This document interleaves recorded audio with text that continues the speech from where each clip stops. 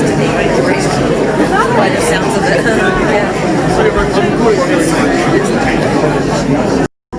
Kia ora Hamilton, welcome to the first meeting of the New Zealand Public Party. The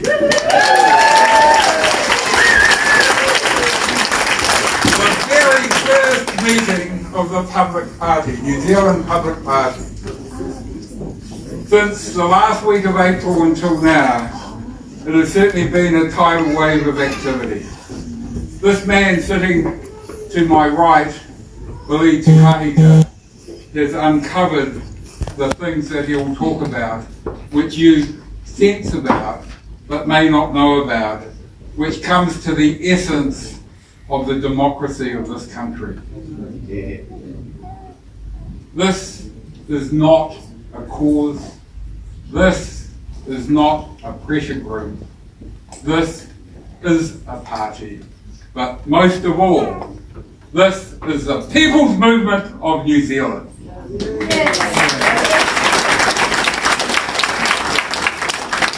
So, what does that mean? That means that the New Zealand People's Party, or New Zealand Public Party, is a vehicle for your movement.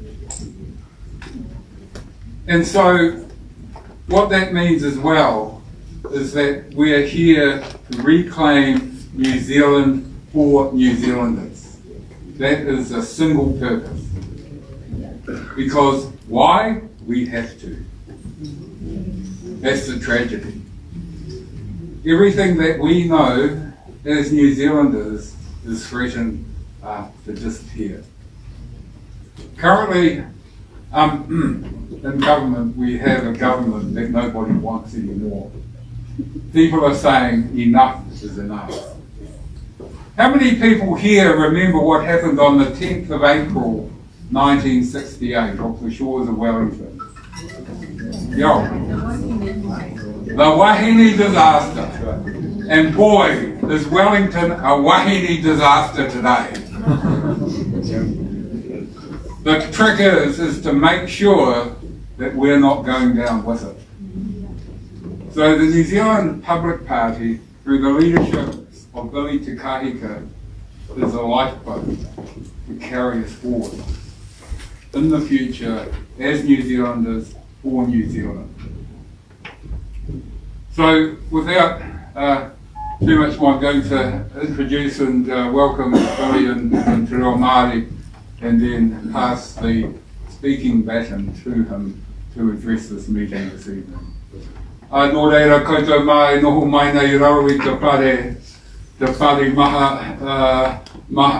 mahana i tēnei pōmakariri. Ko tēnei te wā he whakamihia ki te waka o tainui ki ngā iwi e noho mai nei tēnā koutou katoa. Tēnā tauiwi hoki kua tai mai e mahi e noho mai nei tēnā koutou katoa. E kohi ana mātou ngā whare maha i ngā motu o New Tirene. Airi tahi tātou ki te pari nui ki pōneke. Nō reira, ko tēnei te wero i mui a mātou i tēnei wā. And so, Billy Te Kahika, the metaphor that I just used, is each of our individual households are gathering together, and our households are going to the big house in Wellington. That's the object, that's the goal. Why? Because the focus has been on the people in the house, and that has lost the mana of this country. So we need to put the people of this land back into the big house in Wellington, so that this country can retain and regain its mana, and that the people of New Zealand can say, this is our country. Nō reira, ka nui nei aku mihi ki a koe e te rangatira Billy. Ka nui te mihi, te mihi, te mihi. Nau mai hara mai ki a whakawhānui tia te kaupapa I mui a mātou. Nō reira, tēnā koe, tēnā koe. ladies and gentlemen, I present to you the leader of New Zealand's Public Party, Billy Te Kahika!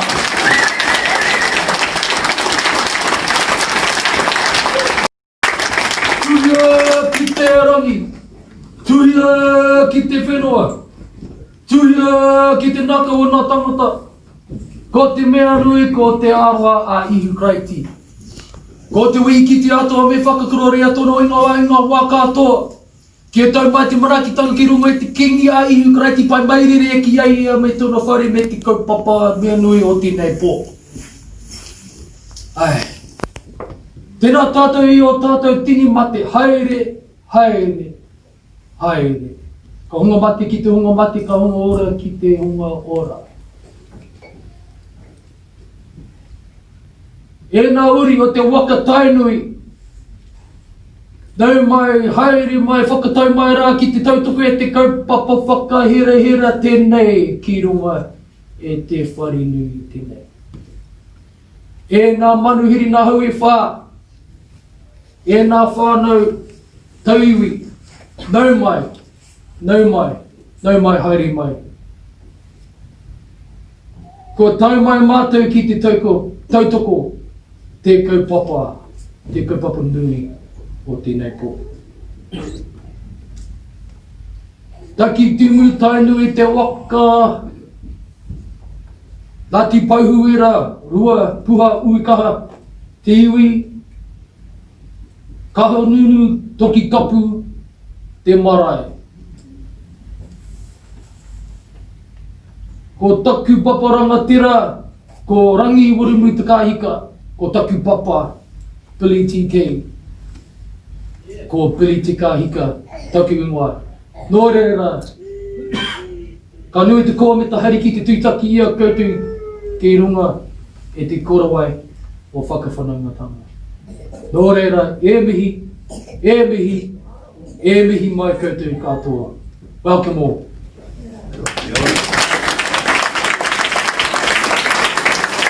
Thank you. Well, nobody could be more surprised to be standing in front of you here tonight. And I promise you all, I am the most reluctant politician you'll ever meet. I truly am. I am truly the most reluctant politician you've ever met. Why? Why do I say that? Because I really don't like politicians. I don't trust them. And for what we've seen over the last few weeks, we know that most politicians are not here to serve the people. And that's why we're here tonight. We were a little bit late tonight with a broadcast that I'd scheduled for 17:15 or 5:15.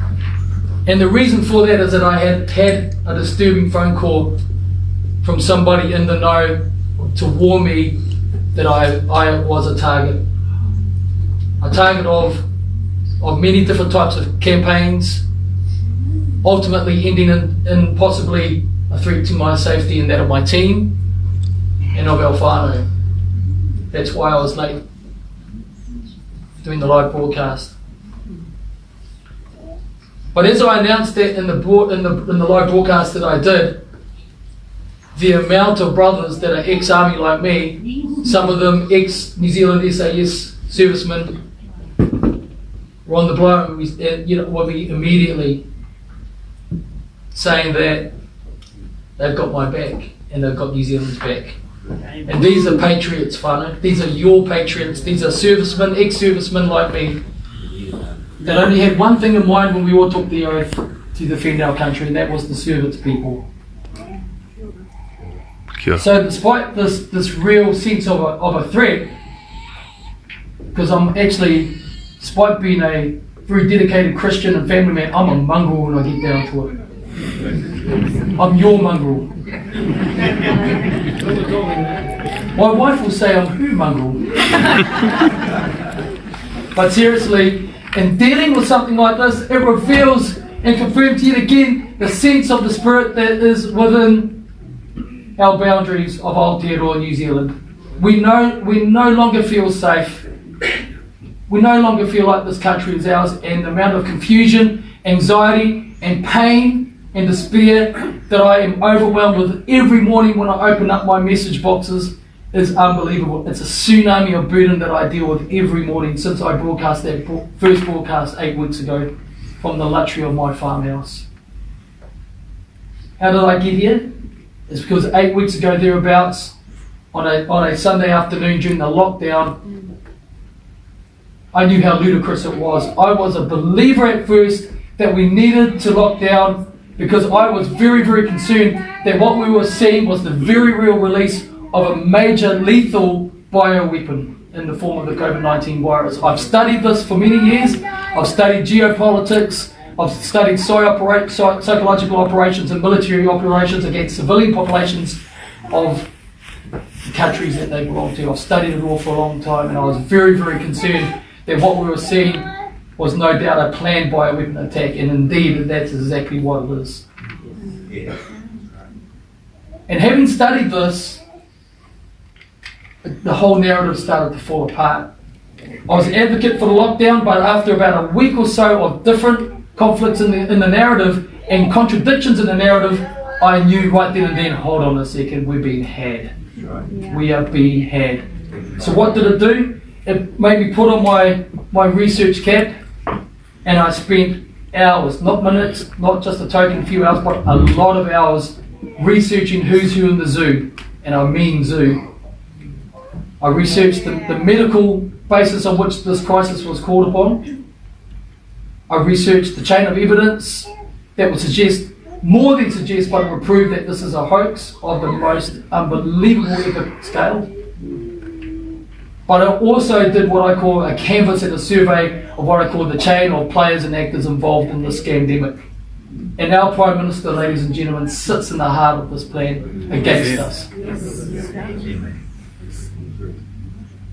So I decided on that Sunday afternoon that I was going to broadcast the observations that I made and the research that I uncovered. Now at the time I had about 2,000 Facebook friends because of my music career, probably about 2,300. And I thought, man, I might get about 1,000 people that are going to look at this that might be interested. I thought, you know, it's not the most attractive of topics. I put it out there, and within a few days, 30,000 people had looked at it. Within a few more days, 50,000 had looked at it. And then more calls for more information for me to broadcast. So I did that. That went viral. I did another one, that went viral. I did a Bible study, that went viral.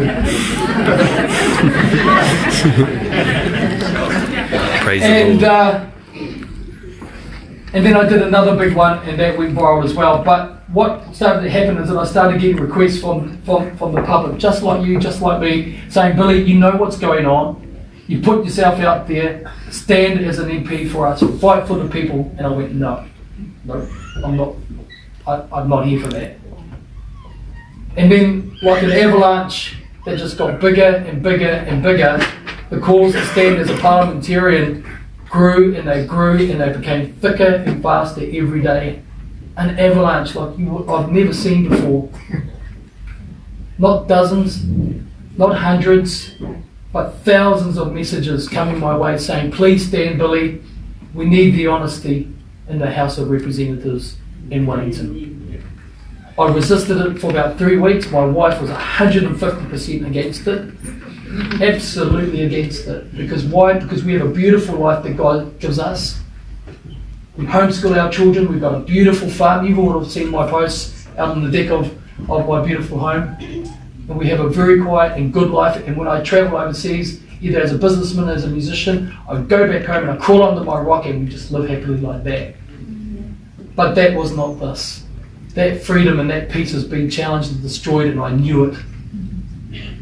And after many weeks, after like intense reflection on it, I discovered something about me, the man.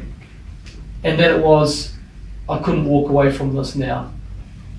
I couldn't roll over and pretend that I didn't know what I know, that I didn't see what I saw, and I could not turn away from it and therefore turn my back on the country and the people of the fair land that we live in.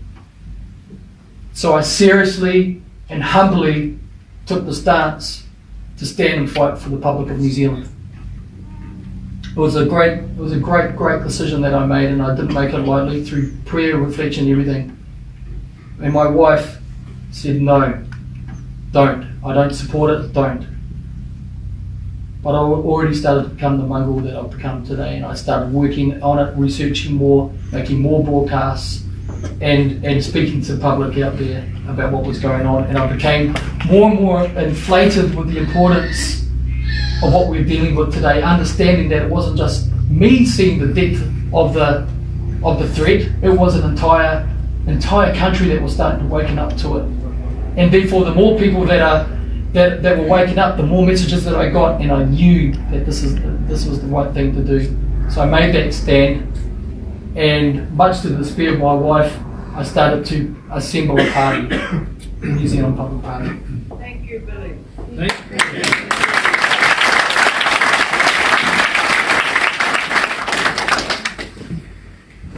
And I'm pleased to say that my beautiful wife now supports me 100%. But New Zealand, people of Kirikiriroa, Hamilton, New Zealand has just endured the greatest disaster to ever hit our shores. More disastrous than any earthquake, than any tsunami or tornado, we have just endured the Labour government under the communist leadership of the globalist Jacinda Ardern. The threat that this government that we see within the power structure of the Parliament of New Zealand represents to all New Zealanders the greatest threat that we have seen, greater than any threat of war or invasion. Why? Because the threat is within our home borders, and the threat is in Wellington right now. The COVID-19 hoax has been based on the proven faulty information from the Imperial College of London, led by the incredulous leadership of one Dr. Neil Ferguson, who's a proven liar.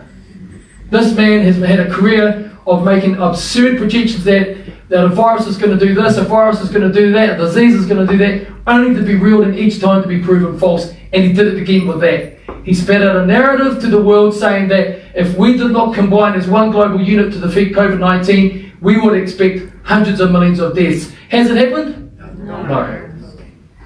He also said that the lethality of the disease itself, of the virus, was rated at anywhere between 3 to 6%. Stanford University, who I've just become a major fan of, by the way, has updated the lethality report, and now it is recognised and proven by the leading epidemiologists of the world that it is 0.004% lethal. Less than a strong virus, flu virus.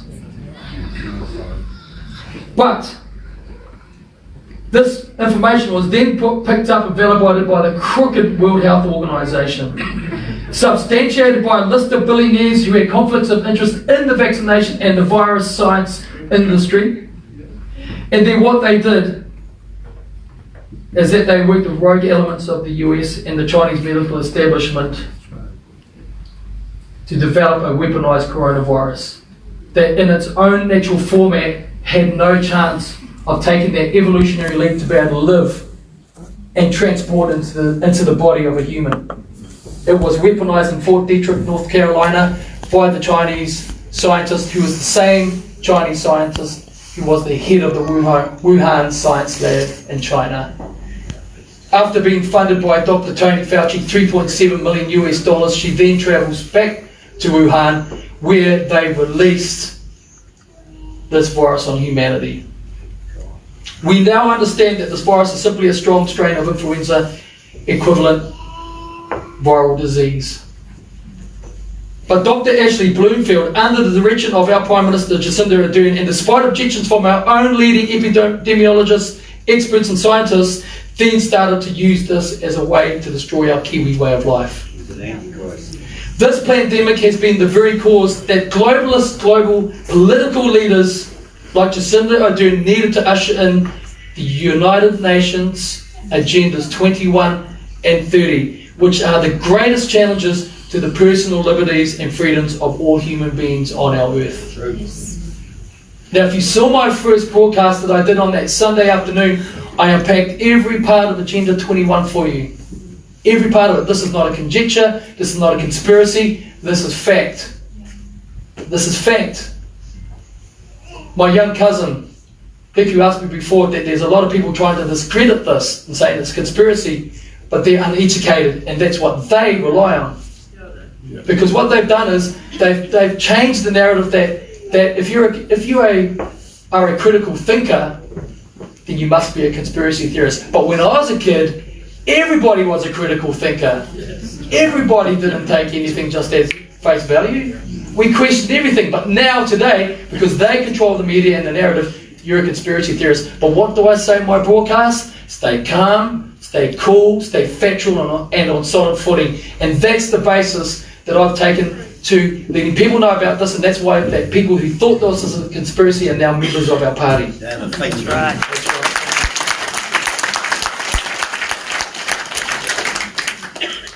This agenda, UN Agenda Program, Agenda 21 and 30, will end freedom as we know it, not only here in Aotearoa, New Zealand, and here in Hamilton, Kirikiriroa, but across the planet. And our Prime Minister, Jacinda Ardern, was at the Bill and Melinda Gates Foundation event in August last year, standing on stage in front of an audience full of globalists, saying that she would take New Zealand on a course ahead of every other nation on the planet to entrench and implement Agenda 30. Be afraid.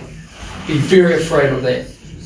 These programs will force all human beings into a funnel of control at every aspect necessary for a human to live, but not in peace, and certainly not in freedom. This will cause untold misery for all living generations like us that are older. Why? Because we know what it's like to be free. We know what it's like to go hunting, so what do? They want to take the weapons of us and redesignate our forests into special areas where humans can't go into. That's Agenda 30. That's what they want to do to us. But why is it especially a burden for us? Because we know what it's like to be free to grow our lettuces, our kumara, our potatoes, our silver beet, all of that. But underneath this agenda, that freedom vanishes, gone. Because they will control what you grow, how you grow it, and what you grow with. So your seeds, your heirloom seeds, will be banned unless they're patented by the approved multinational companies that work with the UN framework. We'll find ourselves living in high-density urban areas. So forget living out in beautiful Pirongia or at the back in the rural areas. No, they want all the population bases to be in high-density population areas. So has anyone been to Hong Kong? Anyone? A few of us have. Well, you just look at that. What does that look like to you? That's awful. You know, where children never ever touch a blade of grass. That's what they want. But it's a technocratic society that they want, where we eat GMO food, we're force vaccinated, we're monitored through the 5G technological system, and we become a shadow of the humanity that we are. Jacinda Ardern is a globalist, so is Helen Clark, and let's make no bones of it, so is John Key. As I say in my presentations, it doesn't matter if it's left or right, because the people controlling the narrative and the agenda control both. So the sooner we wake up to that as a country, the sooner we'll be educated in this area.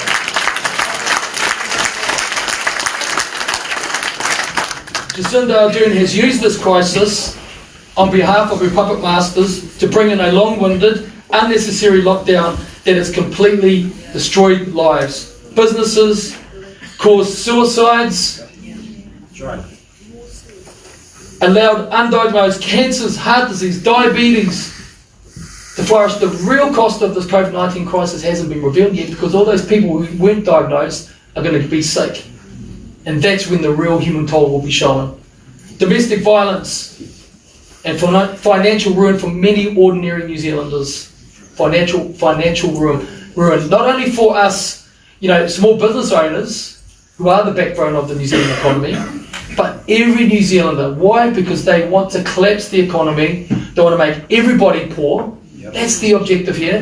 Take away the economic capacity and the strength of middle class people to be able to employ people. Why? Because they want to make us all reliant on the state. And that's communism. Disabled business ownership, make us less competitive and make us reliant on government subsidies. And that's what we're seeing, exactly what we're seeing now. Get your $7,000, and I got it. Get your $7,000 and then apply for it again, and then we'll just keep handing out the money, handing out the money. until they run out of your money. That's what they're planning. But this financial ruin that we are now in the rabbit hole with hasn't even arrived yet, but we can see the warning signs all around us. How does a government who says they've got a $50 billion budget say they don't know what to do with 20 of it? How does that happen? It's because they're incapable. They've never been in business themselves. Almost all of the politicians, other than my whanaunga Willie Jackson, have had their own businesses and worked. Very few of them. But the second most alarming impact that this COVID-19 health crisis has done has been the cause of the systematic destruction of our freedoms through the unscrutinised, democracy-evading, covertly introduced COVID-19 health response bill. And this bill means that any authorised officer or person can come onto your land and arrest and detain you. So if you're outside your home, anyone with a clipboard and a high-vis vest walks on and say, I'm from the Ministry of Health, kia ora there, Billy, you got to come on me. No, I don't. Yes, you do. And they handcuff you and they take you away, take you down to a police station, process you to a medical facility unit, and then they can legally force a medical vaccination on you, or a medical procedure, to be precise. They don't say vaccination, they say medical procedure. But the interesting thing is, what have we seen in the last week? What have we seen in the last week? We've now seen the management of the quarantine protocol handed over to the military. But just before I go there, within Section 20 of the COVID Health Response Bill, within Section 20 it talks about enforcement. And it talks about in there that a constable, a police constable, is the only one that can go into your house, your dwelling house or marae, to arrest you and detain you and take you out and force a medical procedure on you. But when they do that, instead of reporting to their section sergeant, they report to a Ministry of Health official. But what's happened now is that we've now seen this responsibility of the management of it get transferred to a military commander, and that is called armed defence law, that is called military law, that is called martial law when it's fully implemented. And I had a lady the other day who thought she was very clever, and she was actually, I actually acknowledged her. She said, Billy, the army can't go into, look, just read the Section 20, the army can't go in there, you know, they're not allowed to do that, blah, blah, blah, blah. And then I went, haha, sorry.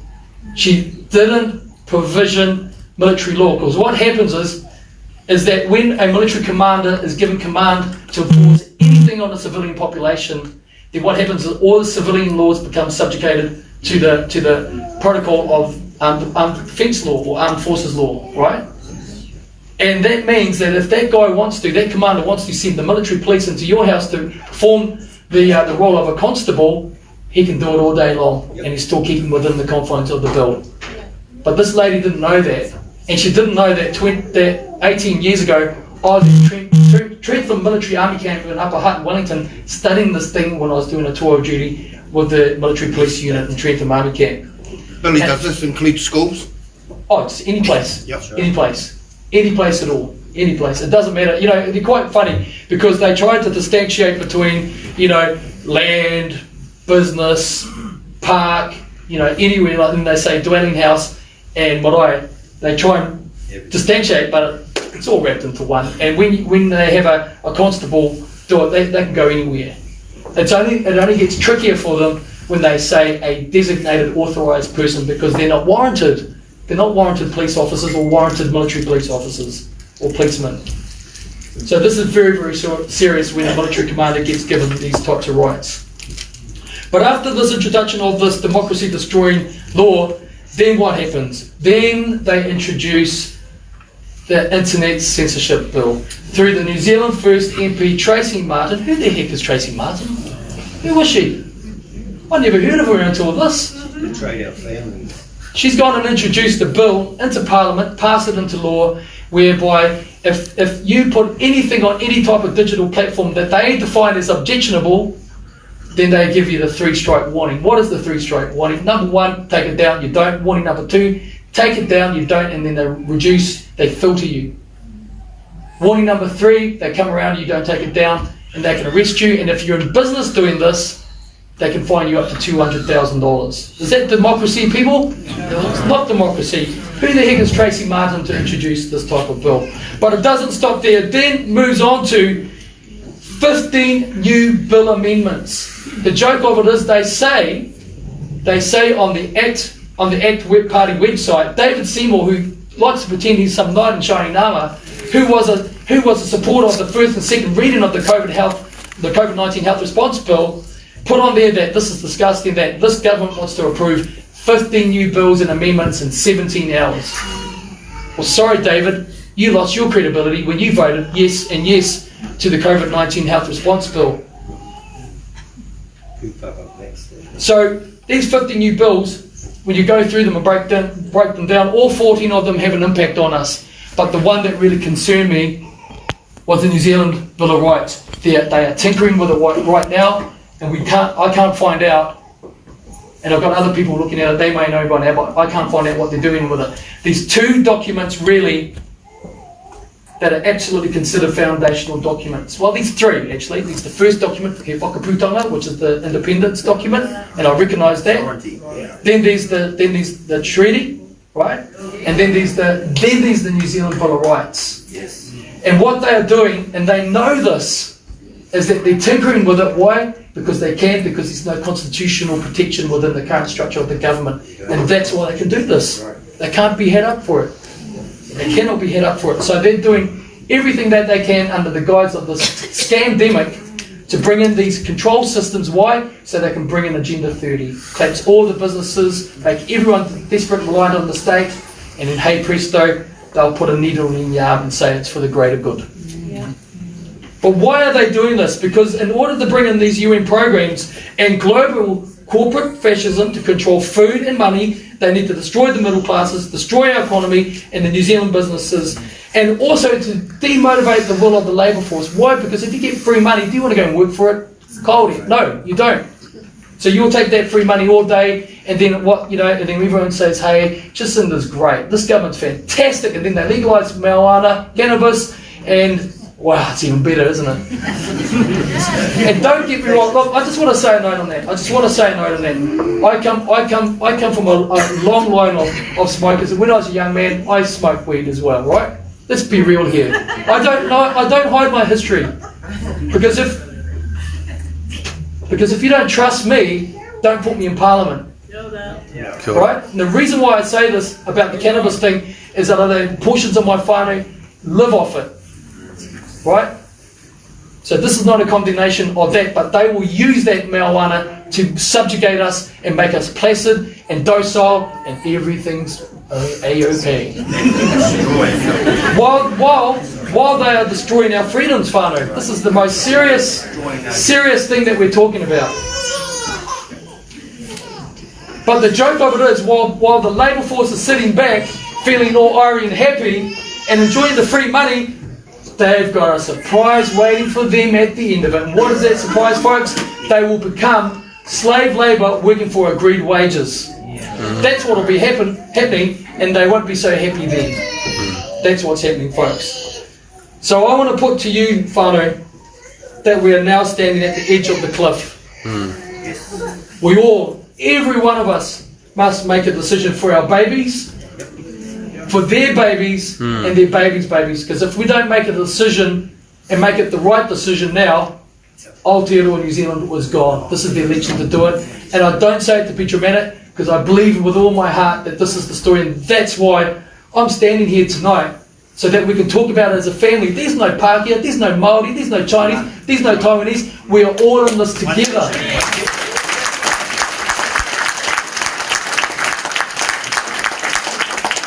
The question I ask you tonight, family, is this.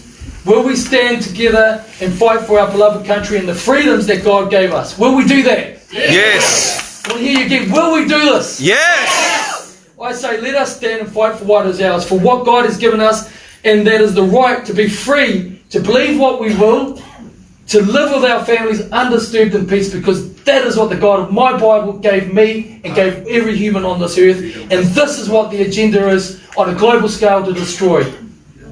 And I don't care what you believe. We all have the right to believe whatever we want to believe, but we should be able to believe it in peace without being disturbed. And this system that they want to bring in will destroy every part of it. Every part of it. But tonight, family, as I've done now 5 nights earlier, and in my broadcasts, I announce to you that hope has arrived in Aotearoa. I announce to you that the hope that you've given me, that you say I've given you, but you've given me, has an effect. I want to announce to you tonight that we will take New Zealand back for the New Zealand people and her citizens. Woo! Yes!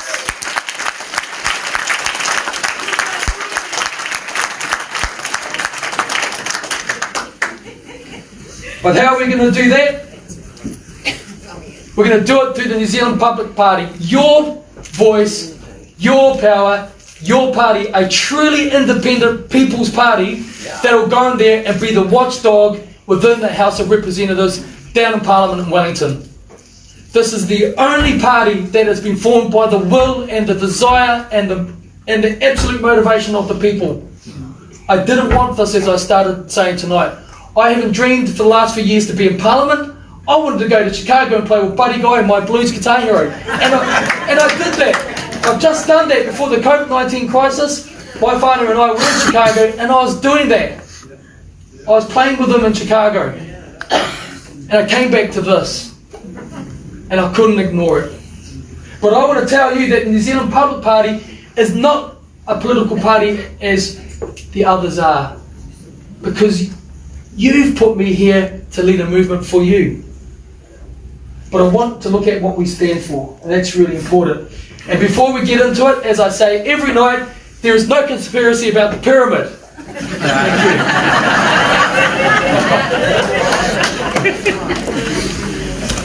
Very true. And just on that note, I have studied pyramids and I have studied symbology, but this is not that. This is the PowerPoint pyramid.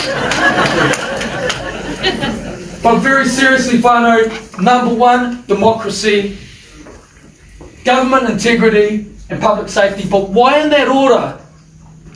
Because without freedom and our democracy, we have nothing. We have no outdoors, we have no monetary reform, we have no conservatism, we have nothing. And I can't get the other parties to realise this. I can't. These are the guys that have always wanted to be politicians. I never wanted to do this. To be threatened. But if we don't do this and stand for something, we'll fall for anything. So number 1, democracy and freedoms. Number 2, government integrity. I'm sick of being lied to. And when I was in Wellington the other week and seeing the look of utter contempt that these politicians have for people making submissions to the committee, put a bead in my bonnet the size of Texas. Because, you know why? Because they've forgotten that they're paid by us. And that they were put into Parliament to serve us. Yes. Not foreign people, not foreign international programs that have no empathy for us in New Zealand. Because they're not New Zealanders and Kiwis and tangata whenua. They're none of us, they're not us. So if we don't have democracy and government integrity, we've got nothing. And then of course public safety. Why public safety? Because it means exactly that across all of the issues, that we're safe as a country, as a community, as a family, as individual people to be free. Underneath that is economic and fiscal expertise, because if that's what we're going to need now. Good. The economic disaster ship has already sailed. Now we need safe navigation back into the safe harbour. And if we don't have that, we will be in serious trouble. And I tell you what, Weet-Bix will become the menu of the day. Because what we're looking at here, whānau, is something that we haven't seen since the 1929 depression that the world experienced. And that was when people didn't eat, and that was when they ate little fractions of potato cores amongst family members. I've studied the depression. 1929 was when it happened. And the wealthiest people began jumping out of buildings and windows because they lost their fortunes. So what we need is real experts, real business people to work with us to reconstruct the economic approach to fixing our country up and running our country. It's absolutely important. We don't need career bureaucrats, and we certainly don't need career politicians making these important economic and business decisions.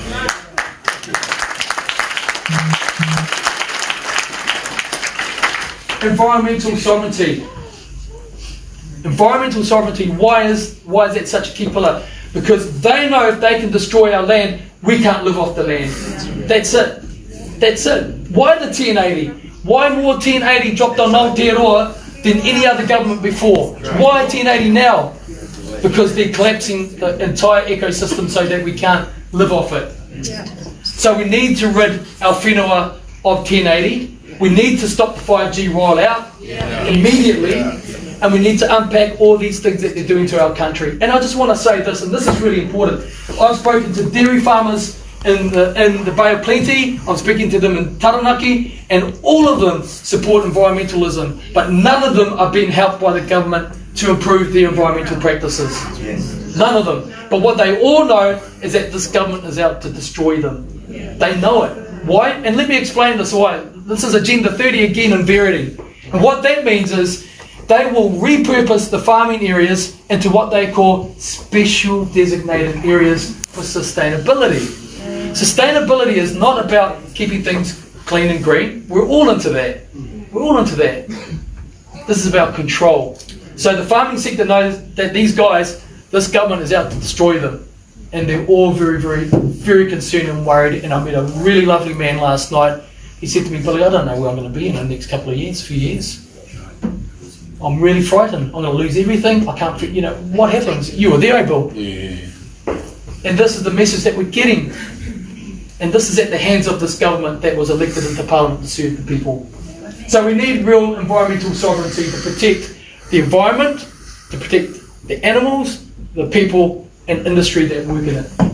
Treaty of Waitangi. Now this is really important to me because over the last few weeks, it has dawned on me how important this founding document is. Why? Because the agreement is between us and the Crown, not us and the UN. Not the UN. As I say, whānau, this document now is the document that will protect all of us. And the thing that disturbs me as I look across Te Ao Māori is to see how our treaty that our tupuna negotiated with such wisdom to protect us in the future, such as a time as this. I've seen this document exploited by not only Pākehā but Māori as well, so that a very select few always get the benefit out of it, and the people at the bottom get nothing of crumbs. So what I want to do, is actually I want to noho. I want to take all the people and come together, and we're going to examine the Treaty of Waitangi. It's anchored in stone. It can't be tittered with, but they will be after that next, and that's why they're tinkering with the New Zealand Bill of Rights, I believe. Because if they can undo that, then they've got the whole game going. So we need to put the Treaty of Waitangi in a sensible space where it serves Māori as tangata whenua. Why? Because we're the party, we're the treaty partner, but all Kiwis, because we're all one people in Aotearoa. Transparency and public accountability, we've touched on that. I won't cover that again. Religious freedom, why? Because that is what this government will eventually come after. And I tell you what, because it's biblical. I studied it years ago. They're going to do it. It's in Revelation chapter 13 if you want to read it. Get your King James Bible out. But I want to tell you this, very seriously, that the reason why I push so hard that people of all faiths and religions should be free is because I know they'll be coming from me, a Bible Christian. I know this. It's biblical. It's in the Bible, clear as anything. So I'm pushing this because we can't trust this government and this type of government, because why? This is a godless government. Socialists, they are truly godless. But this is not about religion. This is not about forcing anything. In fact, it's about not forcing anything, and that's why it's called religious freedom. Thank you.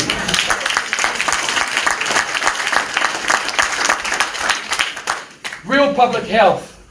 Real public health. I've got a dear friend, Megan, who's in here, who knows me very well and knows that I've got an autistic son who's now 20. My beautiful son, who's 20, big, strapping, handsome boy, was destroyed when he was a baby when he had his MMR. And I've studied this topic. I know it inside out. And who the hell is Dr. Lance O'Sullivan trying to put the needles in the arms of all the children of Aotearoa, especially our baby Māori kids? Who does he work for? Who the hell is he? And if he's a tuturu, if he's a genuine and sincere Māori, then he would know that whakapapa toto is is taonga, it's treasure to us. So why is he using vaccines and putting them into the arms of our babies when he must know that when he does that he's putting thimerosal in our babies? What's that? That's mercury, formaldehyde, insect parts, different cultures. But the big one for us is, why the heck is he putting in our babies other dead babies' tissues in it? So to me, I'm sorry, Dr. Lance, in fact, sorry, Lance. No doctor.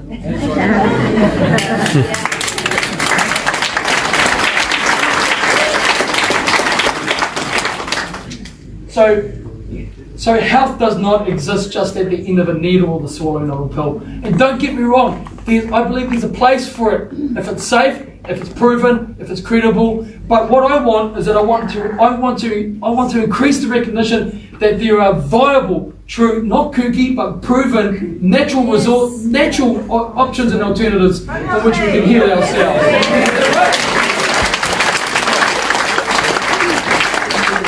And if you're wondering why this is so important, I want you to take a mental note and go and look at Codex Alimentarius that I studied probably about 9 years ago. Codex Alimentarius is the very thing that the UN is using to control food labelling, GMO labelling, and also the pharmaceutical industry, and of course the alternative health industry. What does that mean? Well, just go to the United Kingdom and you'll find out what that means. And what does it mean? They have now controlled and regulated the potency of all the supplements, like vitamins. They've reduced the potency, strength of these vitamins to such a low level now, they're placebo and they don't work. So what does that mean? You then rely on what? Synthetic pharmaceuticals, and they've got you again. Do we want this in New Zealand? No, we don't, but it's already here. It's already here. And Pharmac is a party to it. Who does Pharmac work for? Who does it work for? Not us, the people. We need to re-examine that. I want to look more into this because one of the saddest things that I saw last week in Wellington at a submission hearing about 5G was that this really neat, well-meaning guy comes running out, Billy, I'm going to do a 500-person petition against TNA. You know, I've got 10 people, and we're going to get 500,000 people, and I come back and I shove the piece of paper up their nose. I said, hold right there, brother. What did I mean by that? And it wasn't to be rude to him, because he was a lovely, lovely man, and he knows, just like we all know that 1080 is not right. But what I said to him was, brother, you can go and get your 500,000 signatures and come back and lay it on them, and they don't have to do a darn thing with it. So what that tells me, family, is that we are wasting our time advocating from outside Parliament. We need to get in to do the change. Right?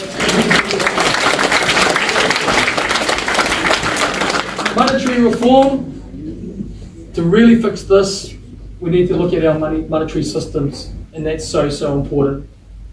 And I've spoken to the party whose main pillar is monetary reform, and the guy said to me, you know, it's really funny, Billy, we've got a really unattractive brand, and no one's interested in this, and yeah, we're going to have another go at the election.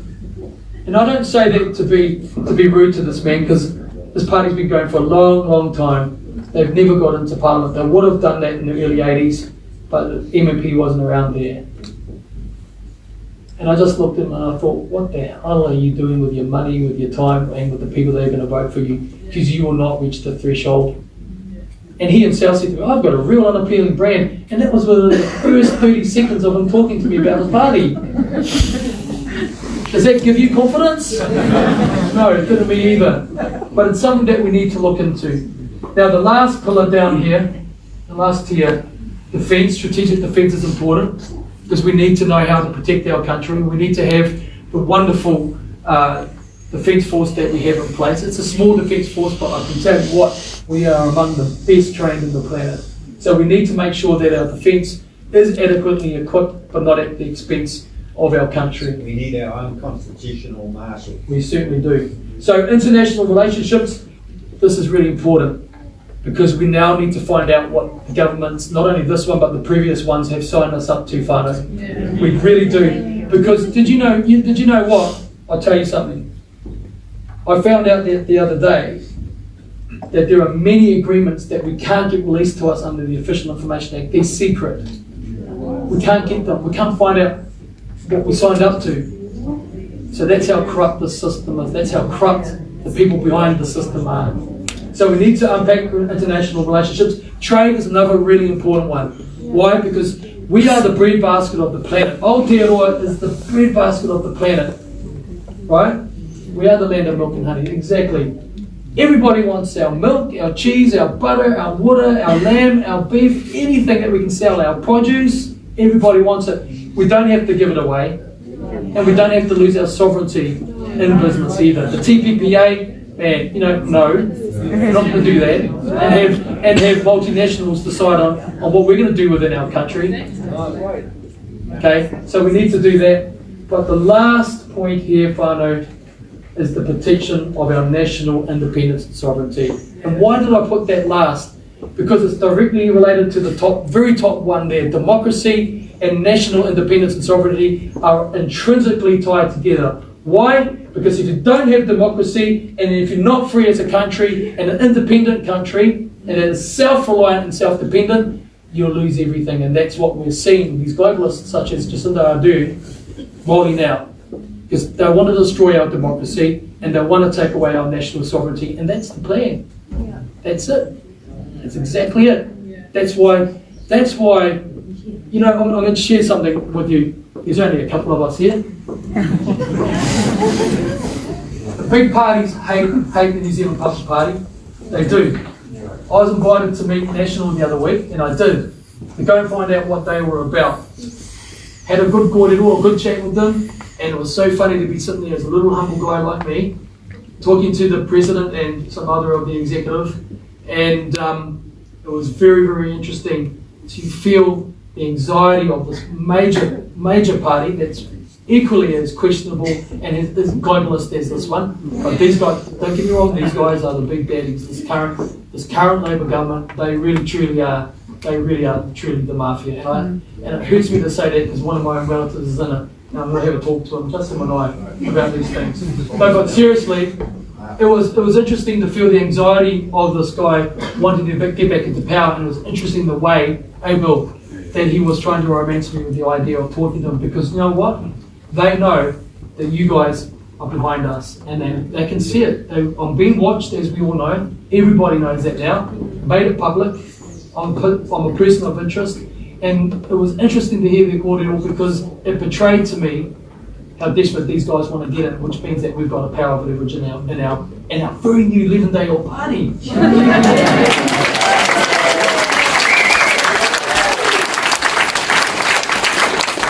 But unfortunately, it's not only the big parties that don't like us, it is the minor parties that don't like us. Right? And those of you who know my Facebook, golly, all the other parties' supporters, in the last week and a half, I've been a Scientologist. This is serious. I've been a Freemason. I've been a UN secret agent. This is absolutely true. I've been a communist, an agent for, yes, no, this is fact. I'm a Chinese Communist Party agent. And because they couldn't get me on any of that, now I'm a selfish musician.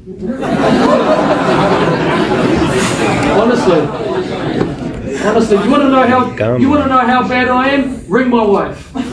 She'll tell you eagerly. But the serious part of it is that I've really tried to reach out to the other minor parties, because what I see with them is that they've got their own little narrow parts that are important parts, but they're not the most important parts, and they're certainly not the big parts that you guys are concerned with like we are. Yeah. So what I've been trying to do, and I'm still trying to do it, is say to them, look, bring your small, your narrow niche pillars and build them into this. We can provision them, but no. And then they say, well, Billy, we want to come, let me be the leader of the New Zealand Public Party. So you know what I did the other night? I actually surveyed some people and asked them what they thought about me handing over leadership of this party. So no, hell no. You know, but as I say to the other parties, I say, I didn't put me here, the people did. And it astounds me that people would rather be selfish in themselves and not be wanting to try and aggregate and really force this hard. But you know what? I know that we actually don't need them. We're going to get well over the... You know, a friend of mine asked me today, as well as my whananga, my relative at the back here, young Hiku, said to me, you know, what about the 5%? We're not after 5%. No way. We're after 15, 20% at least.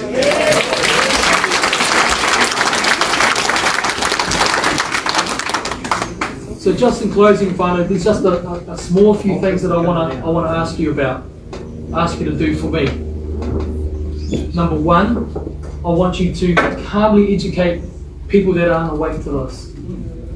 Because, you know, I was thinking about last night at the Rotorua presentation, that, you know, when you wake somebody up and give them a fright, they jolt and they just spaz out, don't they? You know, oh, you woke me up. Nobody likes that.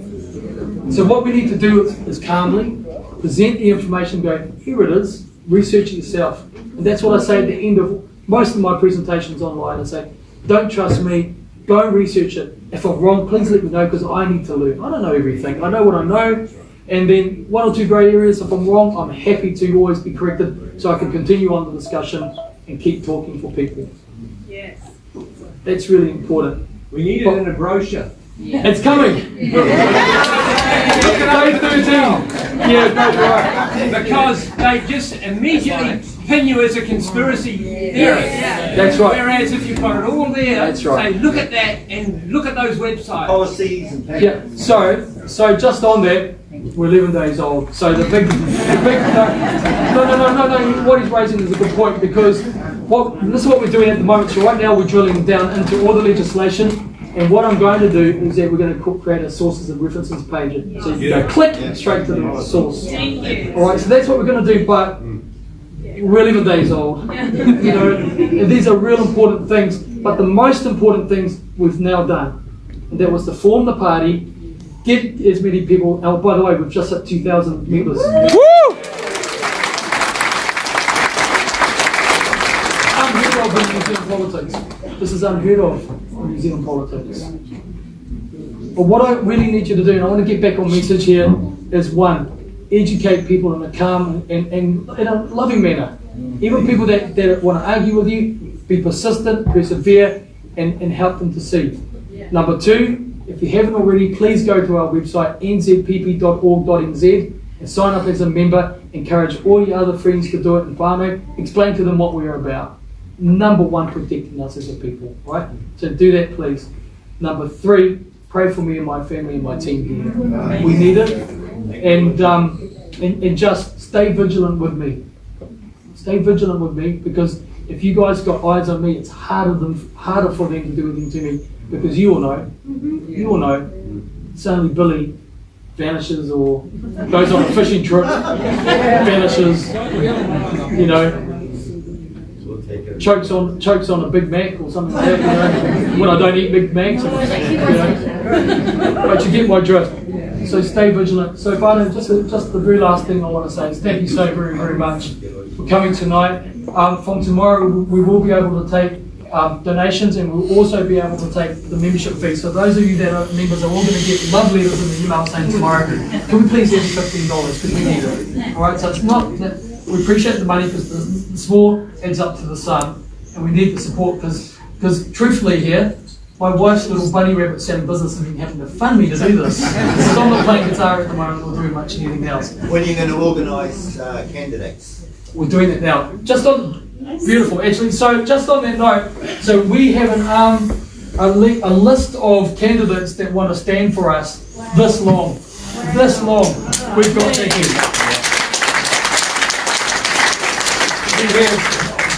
We have former mayors that want to be candidates. We have leaders of the community that want to be candidates. We have major business people that want to be candidates, really awesome people and real high quality people. But the thing is, what we have to do, you know who I am. My life is out there, my heart's on my sleeve, my history's out there, that's it. I'm the simplest dude. Why is that? Because that's why I post things, and when people call me this and they call me that, straight up on my Facebook page.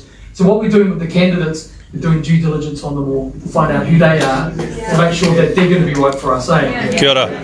So that, but I'm really excited because, man, we've got some really awesome dudes. I haven't even met them, most of them in person yet, but they've come out of everywhere. We've got former councillors of regional councils that are saying, yep, we want to do it. So these are really people. So, you know, it's really exciting, but we are in a due diligence period to make sure that they are the right people, that we're not getting, you know, funny, dodgy people coming into your public park.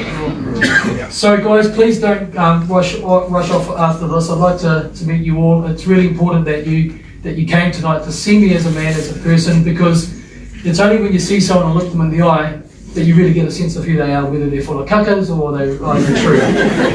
Isn't that true? Yeah. It's true. It is true. So please drive safely home. Spread the word. I'm going to be speaking on Saturday night at an event in Raglan, and I'm looking forward to that. And there'll be a few other minor party leaders there, which I will enjoy to speak after. And but just always rest assured that you have the best of my team. All of these guys here, KJ, we've got Bill, myself here, and many other people that are working for you right now, not getting paid for it, putting their own money into it, and it's amazing because we do it because we, as someone said to me the other week, Billy, you know, and he was a political leader that said this to me, and it about fell off my chair. He said to me, you know, Billy, love will beat this. And he's right. Love for each other, love for our land, our freedoms, aroha for atua i te rangi, and also love for the right thing. Love for the right thing. So whānau, thank you very much. And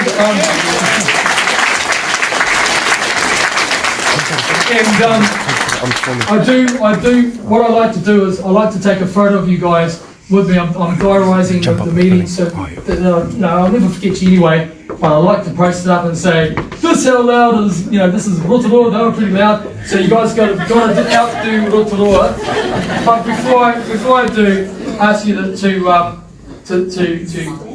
stand up and be crazy, I just want to say, please hang around. I'd love to meet you. Do we have any drinks or anything available here? Down the back. Oh, down the back, you can get drinks and stuff. And let's kind of spend a few minutes together as a whānau, if that's okay. Is that okay? Yeah! All right, so thank you very much. Hamilton!